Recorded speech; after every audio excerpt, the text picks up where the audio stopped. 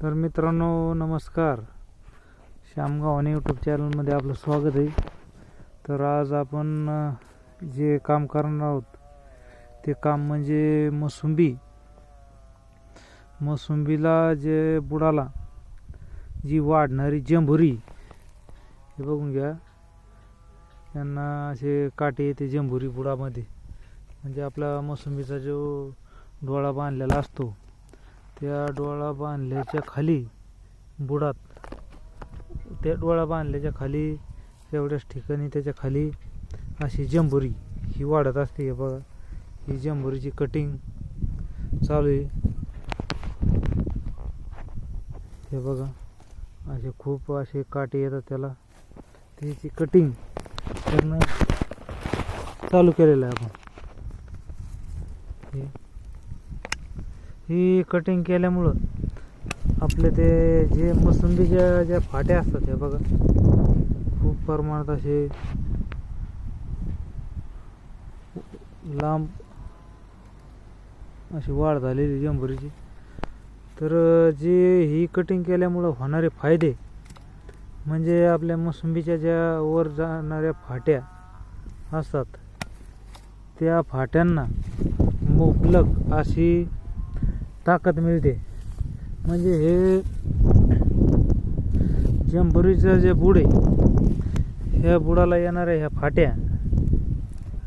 फाट्या ह्या जंभुरीच्या खोडातून जे मोसंबीच्या खोडामध्ये जे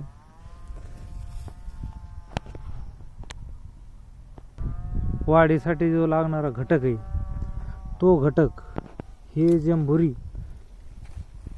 मोसंबीला वर जाऊन देत नाही. त्याच्यामुळं मोसंबीच्या बुडाच्या ज्या फाट्या असतात जंभुरी म्हणून, ह्या कट करणं वेळेत फार महत्त्वाच्या असतात. आणि त्याच्यानंतर ज्या काही समजा ह्या फाट्या बुडापासून वर गेलेल्या आहेत, ह्याच्या बारीक फाट्या, ह्याही फाट्या झाडासाठी उपयोगाच्या नसतात. म्हणजे आपल्याला ज्या फळफांद्या आहे त्या ठेवायला काही अडचण नाही आहे, पण ज्या बारीक बारीक फाट्या आहेत त्यांना मोसंबी लागत नाही आणि त्या फाट्या झाडाला जास्त गर्दा करतात किंवा असे दाट झाड होते. त्याच्यामुळं आपण त्याही फाट्या काढून घेतलेले आहेत. आणि आपण कटिंग केल्याच्या नंतर झाड बघू शकता, एकदम असं खालून मोकळं दिसत आहे. आणि झाडालाही खालून संपूर्ण बारीक बारीक फाट्या आपण कट केल्यावर झाडालाही वाढीस वेग मिळतो. आणि मोसंब्याही बघा, मोसंब्या फार प्रमाणात लागतात.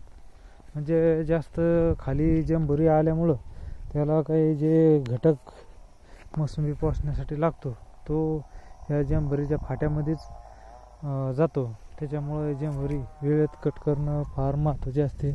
तर मित्रांनो तुम्हाला दाखवतो मी ह्या ठिकाणी. बघा जंभुरी किती वाढलेली बघा. आणि ही जंभुरी वाढल्यामुळं आपल्या झाडाला ते पाहिजे त्या प्रमाणात वर जो घटक लागतो फळ फांद्याला पोसासाठी तो मिळत नाही.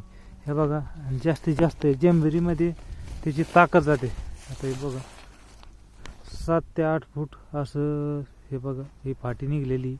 तर ह्या झाडाची जी ताकद आहे ती वर न जाता हे जंभुरीमध्ये जाते. त्याच्यामुळं हे वेळेतच कट करणं फार महत्त्वाचे असते. पुन्हा एक आहे, ही खूप वाढलेली फाटी.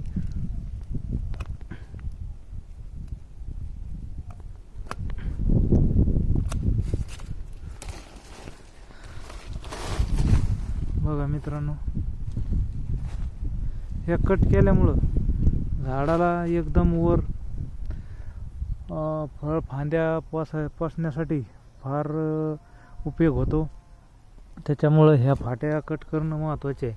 आणि त्याच्याबरोबरच ज्या काही अशा नवीन फुटलेल्या फाट्या आहेत ह्या झाडाला बारीक ह्याही कट करून घेतल्या तर झाडाला खूप फरक पडतो. हे बघा, ह्याला काहीच येत नाही, ह्या फाटीला मोसंबी येत नाही, काहीच नाही. पण त्या जास्त गर्दे करून टाकतात. जास्त गर्दी झाल्यामुळं हा झाड